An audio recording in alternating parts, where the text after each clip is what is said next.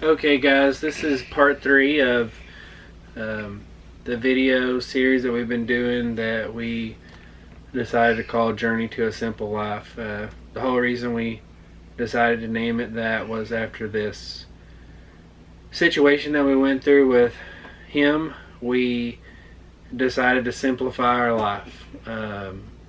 We decided to get rid of all the excess, the junk in our life that had no meaning to us, and we decided to invest everything into our family and time, because when you go through something like this you realize how much time slipped through our hands. No matter how big a house you have, how much money you make, whatever the situation is, you'll never be able to buy time back.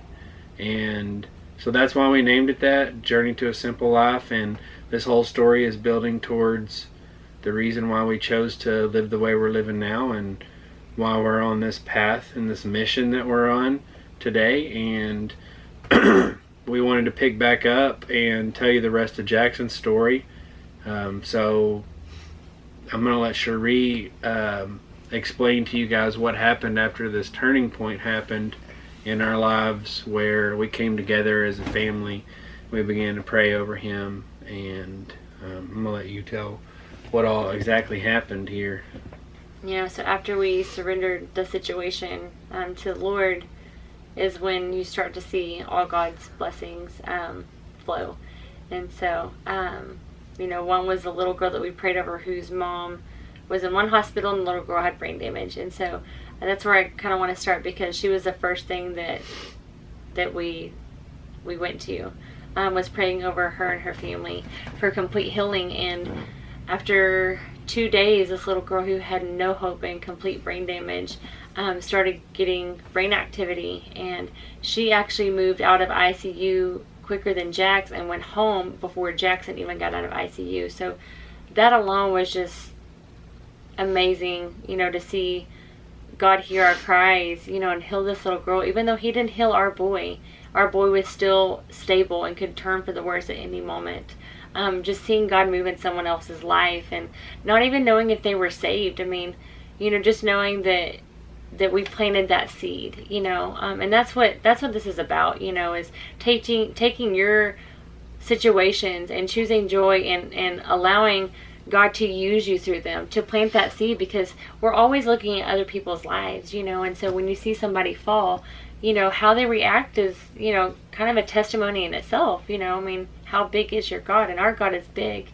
So that was one of the many blessings that we saw. And then there was a couple different nurses, 2 different ones with the similar story of, having their faith, just their faith wasn't very strong, and, working in ICU and constantly being surrounded by death, wondering what their purpose is, and, why would a God allow all these innocent children to die, and all these things. And them, seeing not only us just praying over Jackson and all these other families, but seeing all of our family and friends who were up there nonstop praying over all these other kids. Just God's presence was everywhere in the ICU those 2 weeks. 2 of them specifically asked to pray over us, that, just watching our faith and the faith of all of our family, strengthen their faith. A random person came up to Blake in Starbucks and, just said, "Hey, I'd like to pray with you." Didn't know him, didn't know the situation, nothing. She just asked to randomly pray with Blake. All these amazing things happened. People who, aren't saved, there's a few that we know, and, they're all about good thoughts. You hear a lot of people say that, "My thoughts are with you," and they mean so much by that, but prayers are so much more important, and their thoughts have now become prayers. So seeing just the situation of the story, how, like I said, that seed has been planted for so many people, and it was nothing that we did other than we surrendered. We surrendered our situation. So all the glory goes to God.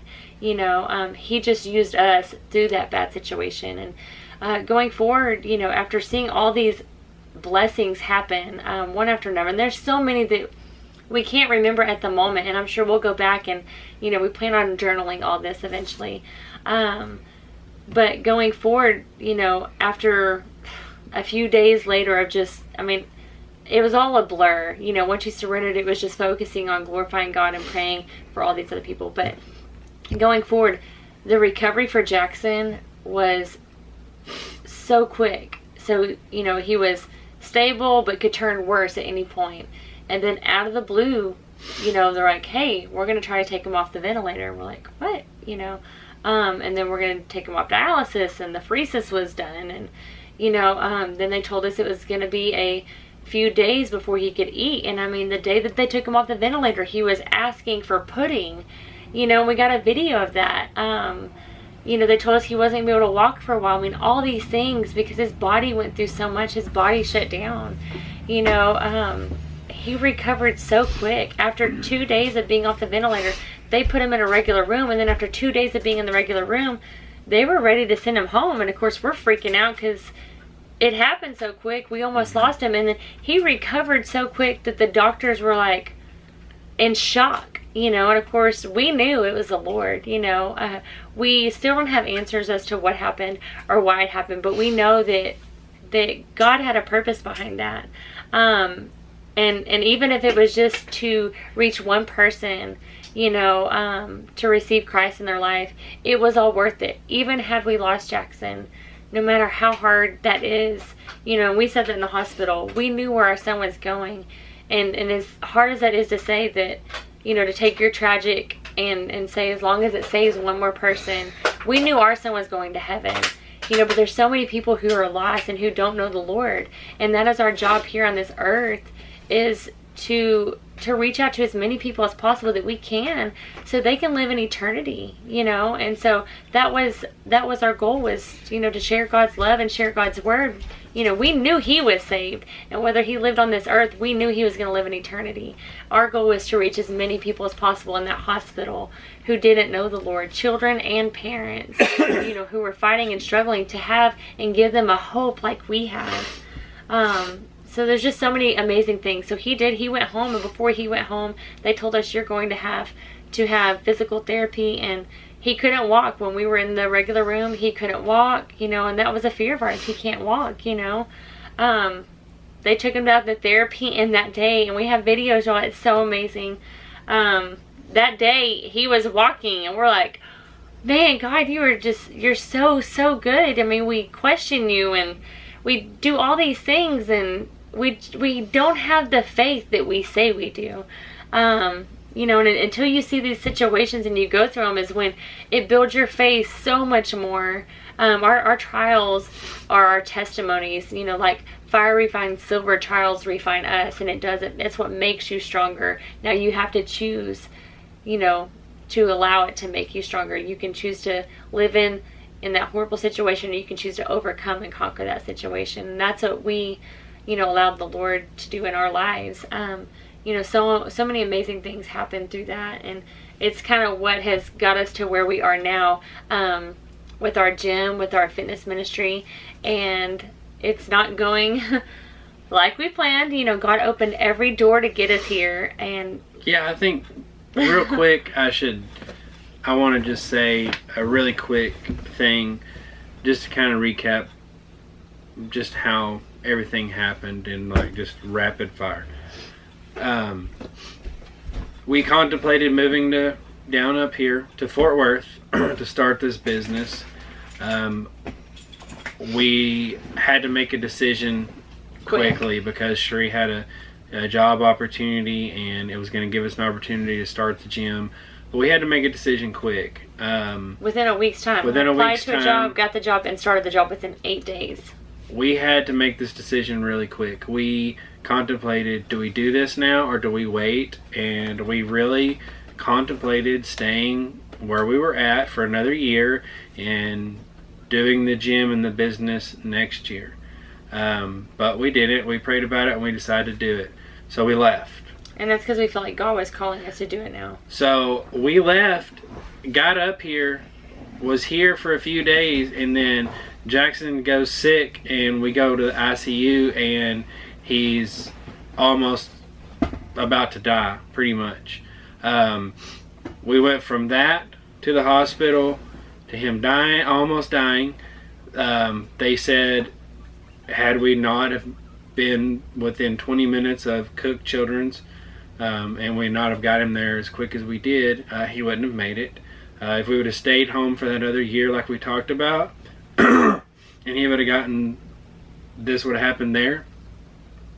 There was no medical facility or no medical hospital there that's equipped to deal with his situation that he had. So they would have care flighted him, and a lot of the staff there told us, you know, it would have been a different situation. He probably would not have made it. We had an amazing outpouring of prayers, and people reach out to us. Jackson's story caught on. They found out that he enjoyed fishing. We had professional bass anglers from the Elite Series contact us, send us videos in support of him, telling him to get well soon. Sending him fishing poles. They sent him jerseys. They sent him lures. They sent him everything. To make a kid's dream come true. They did. They stepped up and went above and beyond to brighten his day. And when he made this recovery, he woke to all these things, these videos from Jacob Porosnik, Kobe Krager, Hank Cherry, Greg Hackney. Hey buddy, there's 4 fishermen that sent you videos. They want you to see. Okay, look. Hey Jackson, Hank Cherry, heard you've been feeling under the weather. I hope you get better soon, boy. Oh, isn't that nice? Look, here's another one. Hey Jackson, Kobe Krager here. Heard you a little under the weather. Get better soon. Get out there fishing.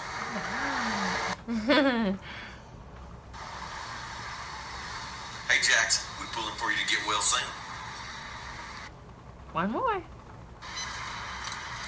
Hey Jackson, Jacob Prosnick here. Hey bud, get well soon. We're pulling for you. What'd he say? Can you tell him thank you? Thank you.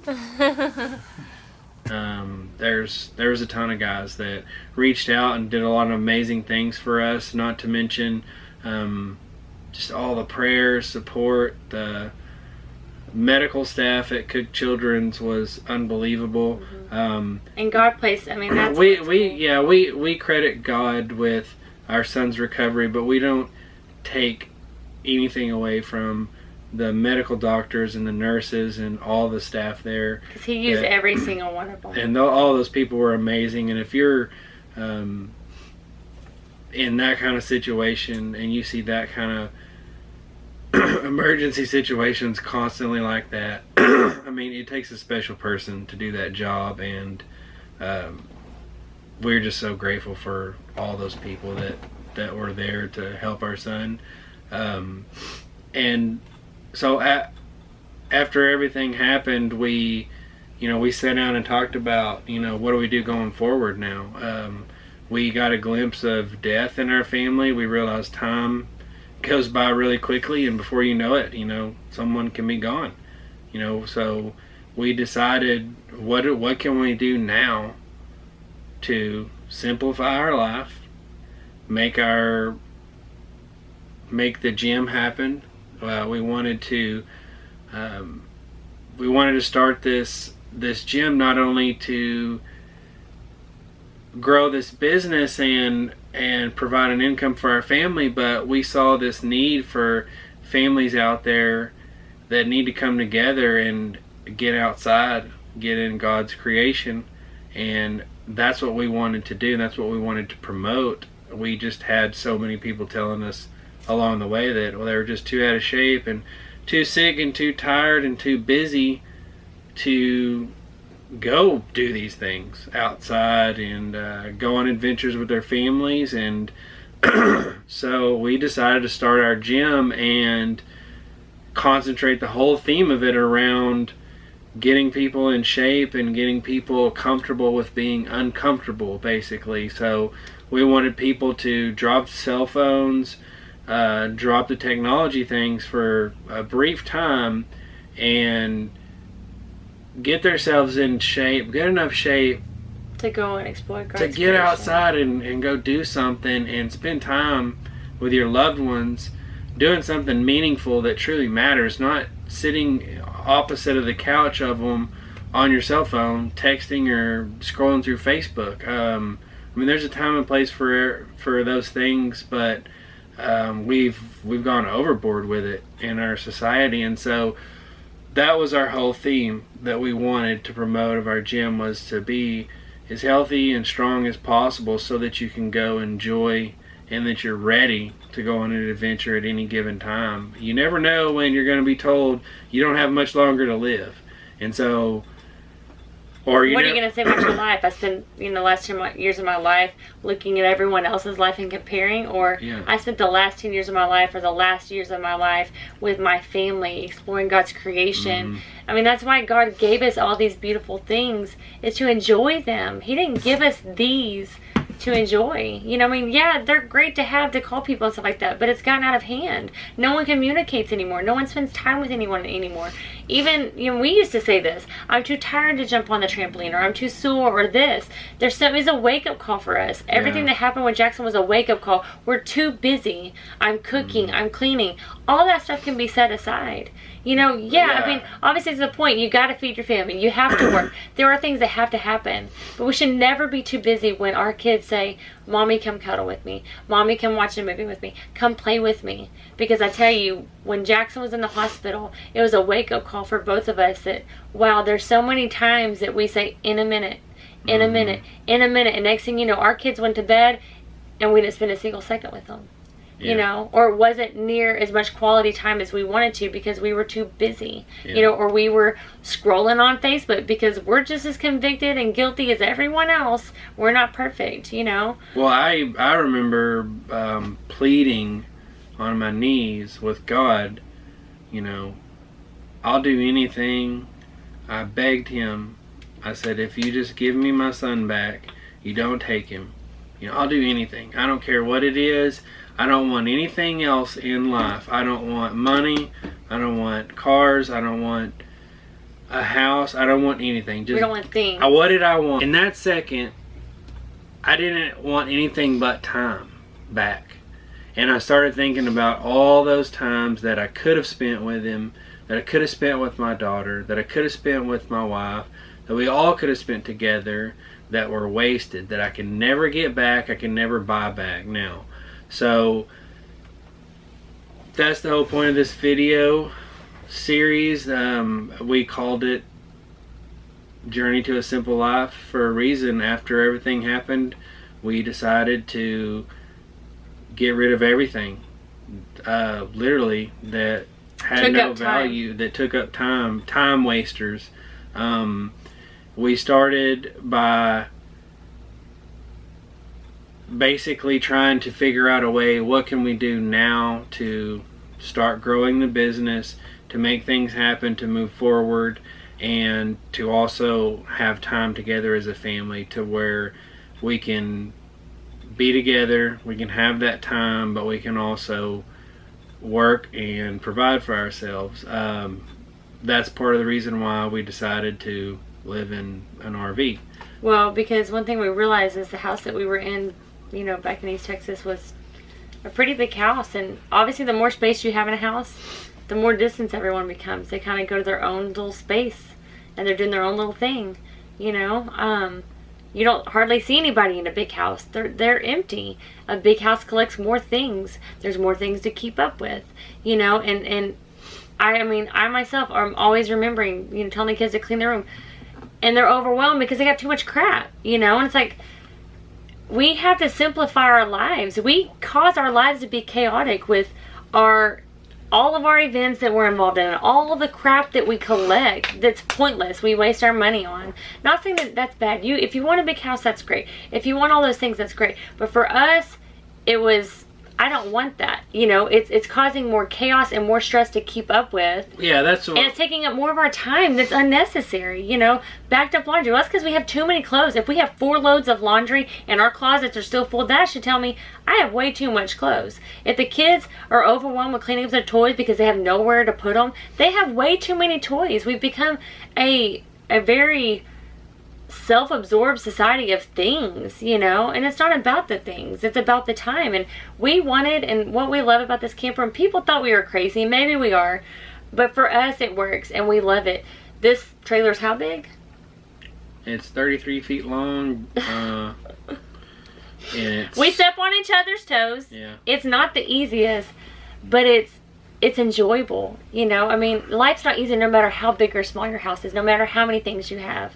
You know, like I say, we step on each other's toes. The bathroom is tiny, but we have more laughs and more memories being in this thing than anything. You're forced in a good way to connect. When you poop in here, your feet are also in the shower. So think about that.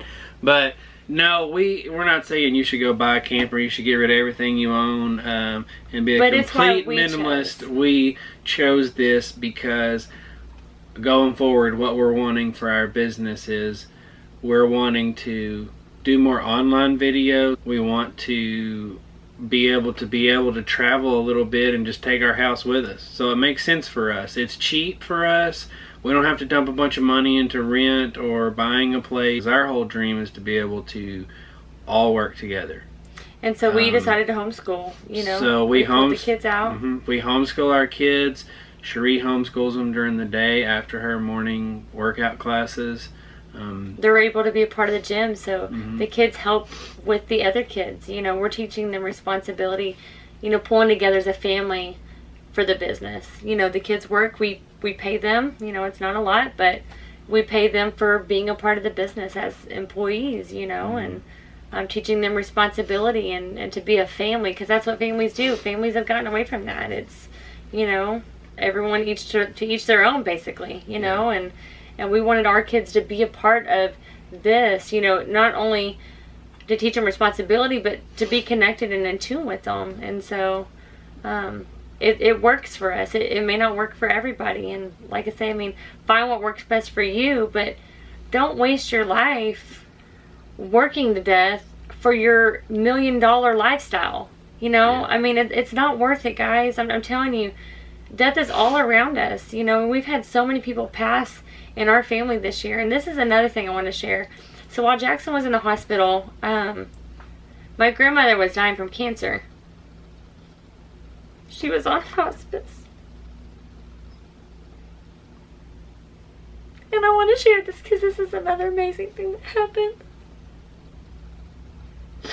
But her and Jackson had a pretty awesome relationship. And of course, as she's dying with cancer, Jackson's basically on his deathbed. And I'd go see my grandmother. She wasn't far from the hospital. I'd go see her, and you know, she was still alert and her spicy self, and she even has a video talking about how spruce she is. But she prayed so much for Jackson, and she said, all I want before I die is to see him again. I want to see my buddy.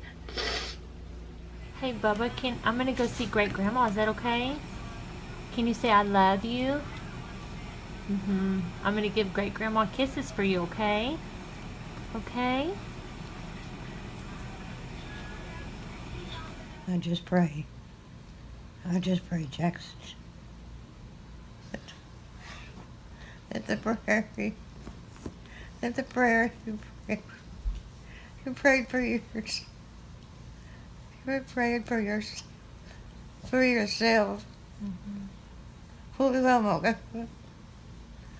Come to me and heal my body. Like it did yours.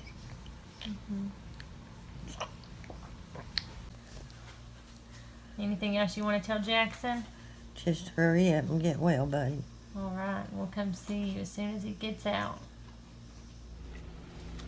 And when Jackson got out of the hospital, that day we got out of the hospital, we went and took him to see my grandmother.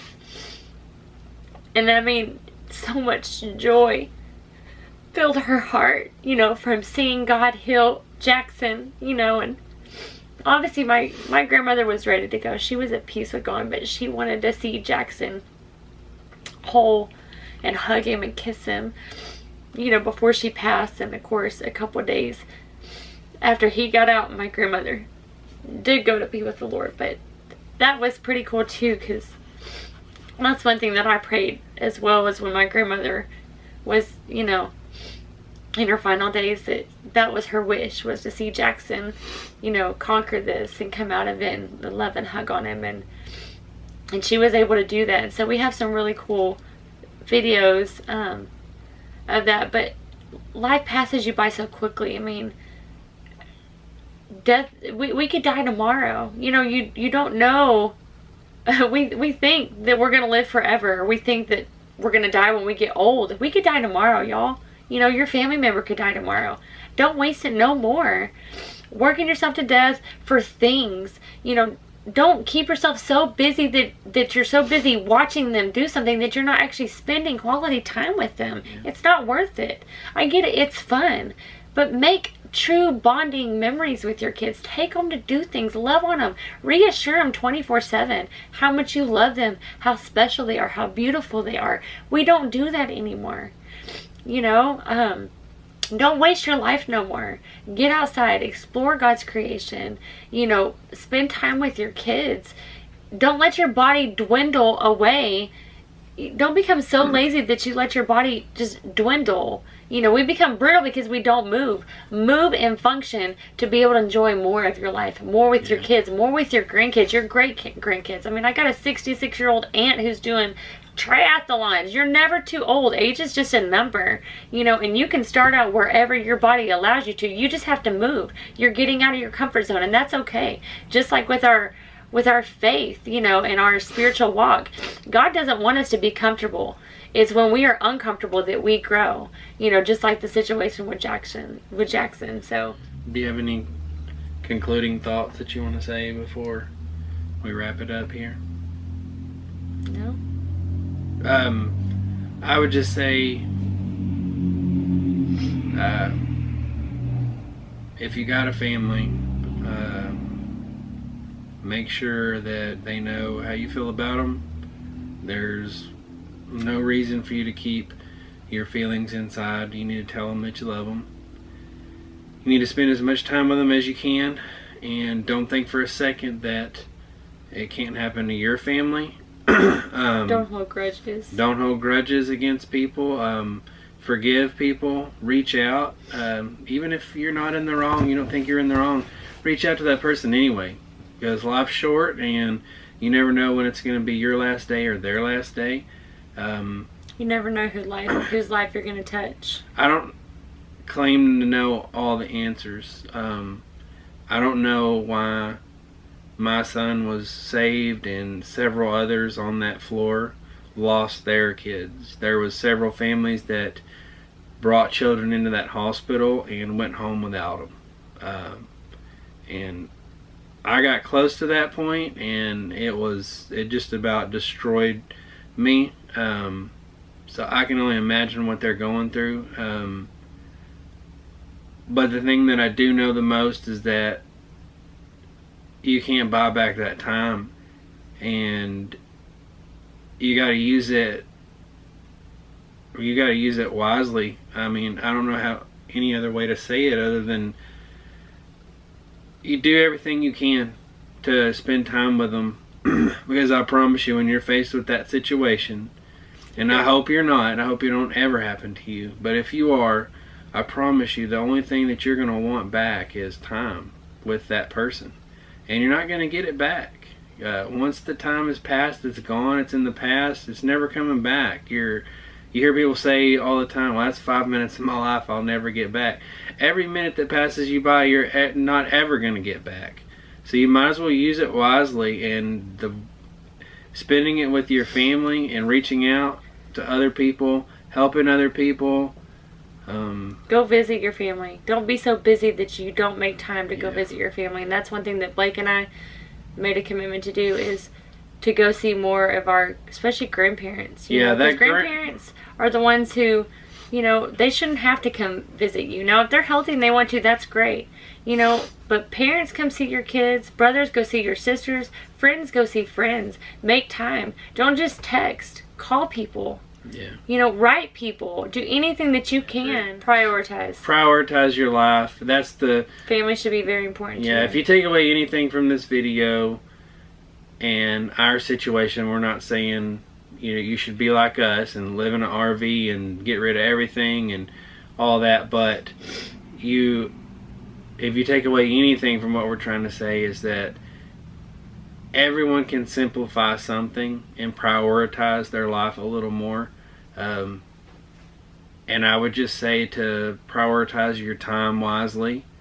To what means the most to you. To what means the most to you. And we love you guys. Thank you for watching the video. And thank you everybody so much. We never got to say thank you to each individual person that helped us. There was hundreds. There's so many. Yeah, it's insane how many people. But and we were so overwhelmed. We didn't even know where to start. We got names, and I mean, we can't thank you enough. Each and every one of you, churches, family, friends, people who don't even know us, how much we appreciate, first and foremost, the prayers. We take for granted the power of prayer, but we greatly appreciate the prayers because, God definitely heard our cries and in that time of need. Yeah, the medical staff, all the people that had their hands on him. We are forever grateful for the job that y'all do. We're sorry that this video's taken so long. It's a really long story, and I'm sure we left out a lot of details that we just couldn't fit in video form. But please just spend time with your family and just take care of yourself, and I hope that you took something away from this whole thing. That was the only reason why we posted these. They were hard for us to relive it, but we felt like God wanted us to do it, and that's what we're going to do. So if just one of you got something out of it, if it blessed your day, if it made you think differently, then that's what our whole hope was. And so going forward, we're going to continue a lot more videos coming up, and it's not going to be no more sad stuff from now on. It'll be more fun stuff, and we got a lot of cool stuff coming up that we can't wait to share. So thanks for watching these, and please subscribe to the channel so that you can get the workouts. They'll all be free. We're not asking for nothing. We're not just want to get the word out there. Yeah, we don't want anything. Just get you moving. Just get you moving, get you out there, get you doing something, and just share the video with somebody that you think could get something out of it. We love y'all. Thank you for listening to the story, and we'll see y'all soon.